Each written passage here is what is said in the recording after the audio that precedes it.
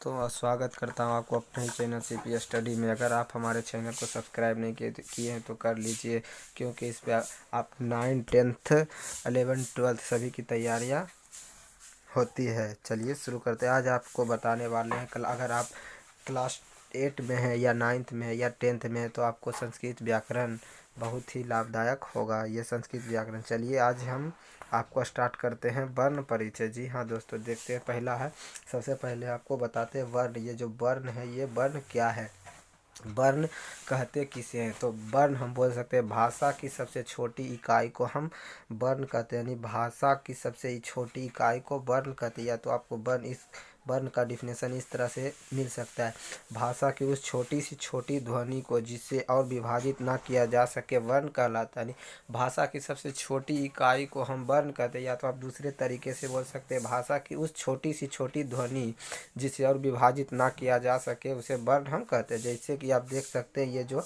क है तो इसको और छोटा हम नहीं कर सकते। इसको जैसे कि ख है तो इसको हम और छोटा नहीं कर सकते। उसी तरह च है, उसी तरह अ है।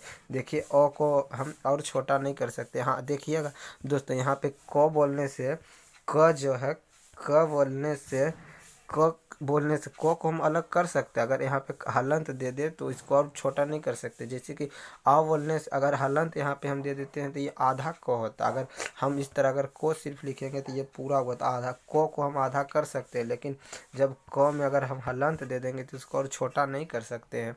इसीलिए हम बोल रहे हैं कि भाषा की उस छोटी सी छोटी ध्वनि जिससे और विभाजित ना किया जा सके उसे हम वर्ण कहते हैं। याद रखिएगा दोस्तों। चलिए आगे चलते हैं। अब देखते हैं कि वर्ण को 3 भागों में बांटा गया। वर्ण को कितने भागों में बांटा गया? 3 भागों में। वर्ण को 3 भागों में विभक्त किया गया है। जी हाँ दोस्तों, तो पहला देख लेते हैं। पहला है स्वर वर्ण। पहला कौन सा वर्ण है दोस्तों? स्वर वर्ण। दूसरा है व्यंजन वर्ण। दूसरा कौन वर्ण है? व्यंजन वर्ण। और तीसरा है अयोगवाह वर्ण। यानी कि हम बोल सकते हैं वर्ण को 3 भागों में बांटा गया। वर्ण को कितने भागों में बांटा गया? 3 भागों में। पहला वर्ण यानी हम बोल सकते हैं स्वर वर्ण। कौन वर्ण? स्वर वर्ण। दूसरा है व्यंजन वर्ण। दूसरा कौन वर्ण है दोस्तों? व्यंजन वर्ण। और तीसरा है अयोगवाह वर्ण। कौन वर्ण? अयोगवाह वर्ण। जैसा कि आप मोबाइल स्क्रीन पे देख सकते हैं। जी हाँ दोस्तों, चलिए आगे बढ़ते हैं। यहाँ से हम 2 चीज़ पढ़ें कि वर्ण किसे कहते हैं। यहाँ डायरेक्ट बोल सकते हैं, छोटा डिफिनेशन, भाषा की सबसे छोटी इकाई को हम वर्ण कहते हैं। और दूसरा है वर्ण को कितने भागों में बांटा गया? तो वर्ण को 3 भागों में बांटा गया। वर्ण को मुख्यतः 3 भागों में बांटा गया है। यानी वर्ण को हम 3 भागों में बांटे हैं। पहला है स्वर वर्ण, दूसरा है व्यंजन वर्ण और तीसरा है अयोगवाह वर्ण। आगे बढ़ते हैं। अब देखते हैं स्वर वर्ण किसे कहते हैं। तो देखते हैं, वे वर्ण जो किसी अन्य वर्ण की सहायता के बिना उच्चारित होते हैं स्वर वर्ण कहलाते। वह वर्ण, या तो इस तरह से परिभाषा बोल सकते हैं, वे वर्ण जो स्वतंत्र रूप से बोली जाए उसे हम स्वर वर्ण कहते हैं। जैसे कि हम बोल सकते हैं कि अ, इसको हम ओ बोलने के लिए हम किसी दूसरे वर्ण की सहायता नहीं ले रहे। उसी तरह आ, इसी को हम बोलने के लिए किसी दूसरे वर्ण की सहायता नहीं ले रहे। इसीलिए बोला गया जिस वर्ण को बोलने में स्वतंत्र रूप से उच्चारित हो उसे हम स्वर वर्ण कहते हैं। या तो इस तरह परिभाषा बोल सकते हैं, वे वर्ण जो किसी अन्य वर्ण की सहायता के बिना उच्चारित होते हैं स्वर कहलाते हैं। जैसे कि हो गया अ, आ, हर्षई, दीर्घई, ह्रस्व, दीर्घ, ये सब स्वर वर्ण है। जी हाँ दोस्तों, अब देखिए स्वर वर्ण को भी विभाजित किया गया। स्वर वर्ण को भी 3 प्रकार होते हैं। यानी स्वर वर्ण के 3 प्रकार होते हैं। जैसा कि आप मोबाइल स्क्रीन पे देख रहे हैं, स्वर वर्ण के 3 प्रकार होते हैं। स्वर वर्ण के कितने प्रकार होते हैं? 3 प्रकार। यहाँ से आपको क्वेश्चन पूछा जा सकता है स्वर वर्ण के कितने प्रकार होते हैं? तो 3 प्रकार। पहला है ह्रस्व स्वर, दूसरा है दीर्घ वर्ण, तीसरा है प्लुप्त वर्ण। यह तो देखिए यहाँ मोबाइल मिस्टेक हो गया लिखने में। यहाँ पे आप इस तरह बोल सकते हैं ह्रस्व स्वर वर्ण, दूसरा है दीर्घ स्वर वर्ण, तीसरा है प्लुप्त स्वर वर्ण। इस तरह से आप बोलिएगा। जी हाँ दोस्तों, यानी कि बोल सकते स्वर वर्ण को 3 भागों में बांटा गया। पहला ह्रस्व स्वर वर्ण, दूसरा है दीर्घ स्वर वर्ण, तीसरा है प्लुप्त स्वर वर्ण। आगे चलते हैं, देखते हैं ह्रस्व स्वर वर्ण। जी हाँ दोस्तों, पहला है ह्रस्व स्वर वर्ण। ह्रस्व स्वर वर्ण का दूसरा नाम है मूल स्वर वर्ण, या तो एक मात्रिक स्वर वर्ण या तो लघु स्वर वर्ण। यानी कि ह्रस्व स्वर का 3 नाम है। पहला, या तो आप ह्रस्व स्वर बोल सकते हैं, या तो मूल स्वर बोल सकते हैं, या तो एक मात्रिक स्वर बोल सकते हैं, या तो लघु स्वर बोल सकते हैं। यहाँ तो देखिए एक मात्रिक मतलब एक मात्रा वाला स्वर, या तो आप लघु मतलब छोटा, जो सबसे छोटा जो बोलने में छोटा लगे उसे हम ह्रस्व स्वर कहते हैं।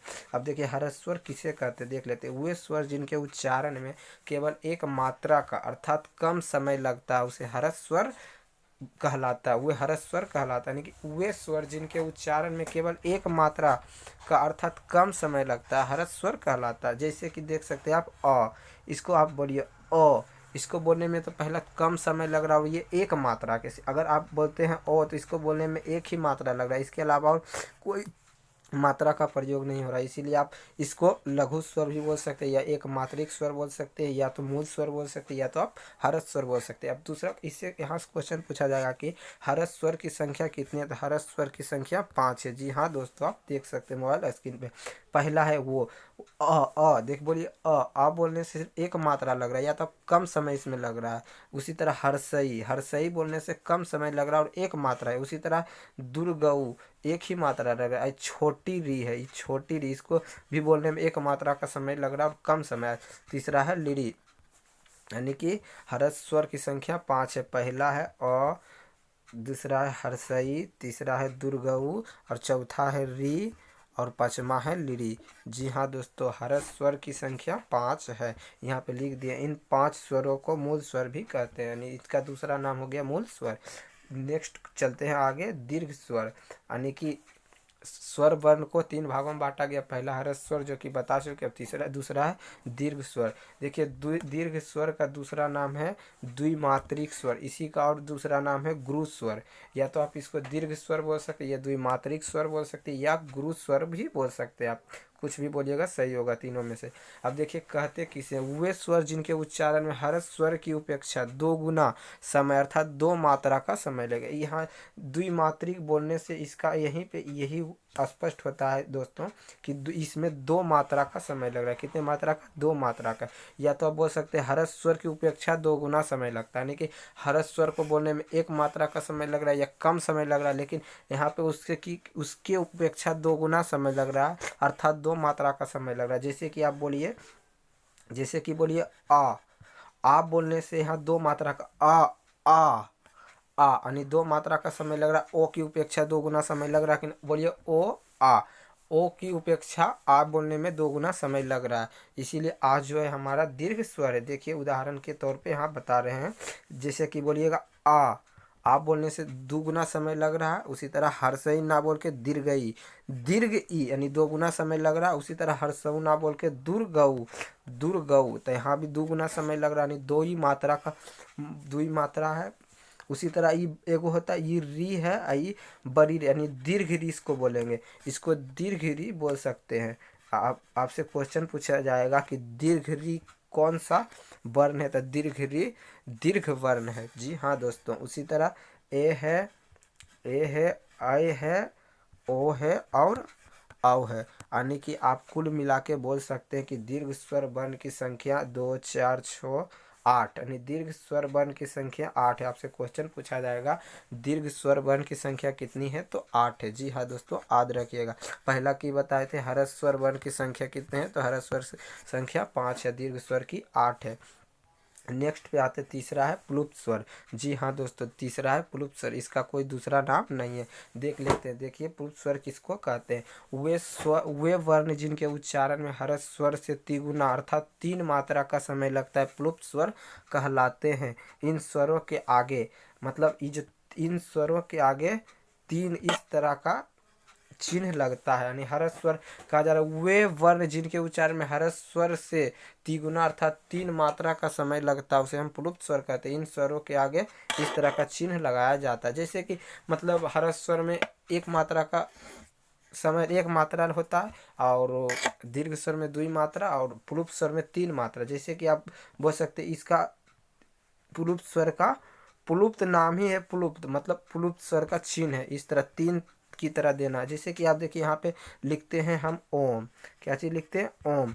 इसको आप इस तरह ओम बोलिएगा, ओम, क्या चीज़ बोलिएगा, ओम। यहाँ देखिएगा तो 3 मात्रा का समय लग रहा है। क्या कितने मात्रा का, 3 मात्रा का। ओम बोलने से 3 मात्रा का समय लग रहा है, और प्लुप्त स्वर का चिन्ह ही है इस तरह बोलिएगा, 3 की तरह हमेशा इसको प्लुप्त स्वर कहते हैं। यानी कि बोल सकते हैं आप जिस वर्ण को बोलने में 3 मात्रा का समय लगता है उसे हम प्लुप्त स्वर बोलते हैं। उसी तरह दूसरा एग्जाम्पल देखते हैं प्रभो।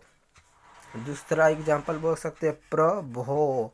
इस तरह यहाँ पे प्रभो, प्रभो 3 मात्रा का उच्चारण लग रहा है, यानी कि जिन यहाँ से वे वर्ण जिनके उच्चारण में हर स्वर से 3 गुना अर्थात 3 मात्रा का समय लगता है उसे हम स्वर पुलुप्त वर्ण कहते हैं। इन स्वरों के आगे इस तरह का चिन्ह होता है, याद रखिएगा। इससे पूछा जाएगा 3 की तरह जो होता है वो कौन क्या चीज़ का चिन्ह होता है, तो प्लुप्त स्वर का चिन्ह होता है, याद रखिएगा दोस्तों। जी हाँ दोस्तों, चलिए आगे चलते हैं।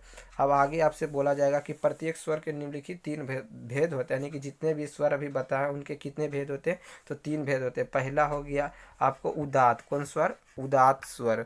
कौन स्वर है दोस्तों? उदात्त स्वर। जी हाँ दोस्तों, पहला है आपका उदात्त स्वर।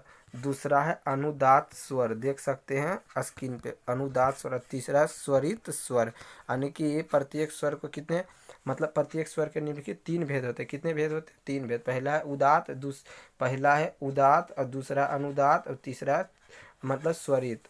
प्रत्येक स्वर के निम्नलिखित 3 भेद होते हैं, याद रखिएगा। अब देखिए उदात्त कहते किसे हैं। पहला है उदात्त, पहला है उदात्त। जी हाँ दोस्तों, पहला कौन स्वर है? उदात्त स्वर।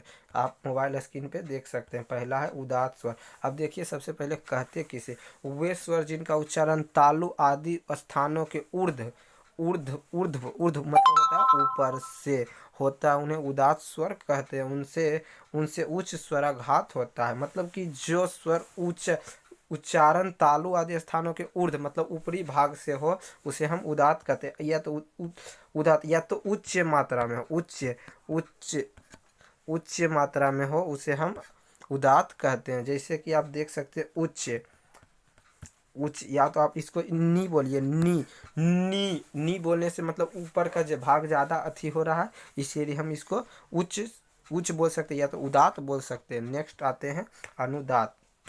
अनुदात्त वे स्वर जिनका उच्चारण तालु आदि स्थान के अधो अधो मतलब निचले भाग से होता है, उन्हें अनुदात्त स्वर बोलते हैं। अनुदात्त मतलब जो भाषा को बोलने से निचले भाग का उच्चारण मतलब निचले भाग स्थानों का भाग होता है, उन्हें हम अनुदात्त कहते हैं। और याद रखिएगा उनसे स्वराघात नहीं होता है, अतः ये स्वराघातहीन स्वर भी होते हैं। अनुदात्त स्वराघातहीन स्वर भी होते हैं। तीसरा है स्वरित। स्वरित मतलब वे स्वर जिनका उच्चारण उदात्त और अनुदात्त स्वरों का समारोह मतलब समारोह का मतलब होता है संयोग मतलब मिलाप, संयोग होता है, उन्हें स्वरित स्वर कहते हैं, याद रखिएगा।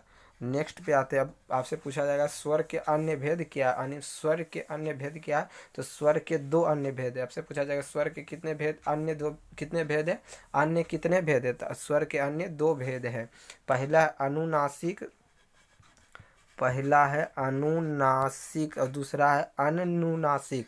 अब ये जान लीजिए कहते किसे, अनुनासिक वे स्वर जिनके उच्चारण में नासिक का प्रयोग किया जाता है अनुनासिक स्वर कहलाता है। मतलब वे स्वर जिनके उच्चारण में नाक का प्रयोग होता है उसे हम अनुनासिक कहते हैं। जैसे आप बोलिएगा ऊ बोलने से नाक का ये दोनों स्वर बोलने से नाक का प्रयोग हो रहा है, इसीलिए हम इसे अनुनासिक स्वर भी कहते हैं। अब दूसरा अनुनासिक वे स्वर जिनके उच्चारण में नासिक का प्रयोग नहीं किया जाता अर्थात नाक का प्रयोग नहीं किया जाता उसे हम कहते हैं अनुनासिक। जैसे आप बोलिए ओ बोलिएगा तो ओ बोलने से नाक का प्रयोग नहीं हो रहा, ए बोलने से नाक का प्रयोग नहीं हो रहा, हर्षऊ दुर्गऊ बोलने से नाक का प्रयोग नहीं है। उसी तरह अगर आप ऊ बोलिएगा, ऊ बोलने से नाक का प्रयोग हो रहा है, तो मतलब जिससे नाक का प्रयोग होगा उसे हम कहते हैं अनुनासिक, जिससे बोलने से नाक का प्रयोग नहीं होता अनुनासिक कहते हैं, याद रखिएगा। Thanks for watching this video. ये हाँ दोस्तों, अगर आप 8, 9, 10th में हैं तो अगर आप बोर्ड एग्जाम की तैयारी करें तो हमारे चैनल को ज़रूर सब्सक्राइब करें ताकि नेक्स्ट वीडियो का नोटिफिकेशन सबसे पहले आपको मिलता रहे। Thanks for watching this video.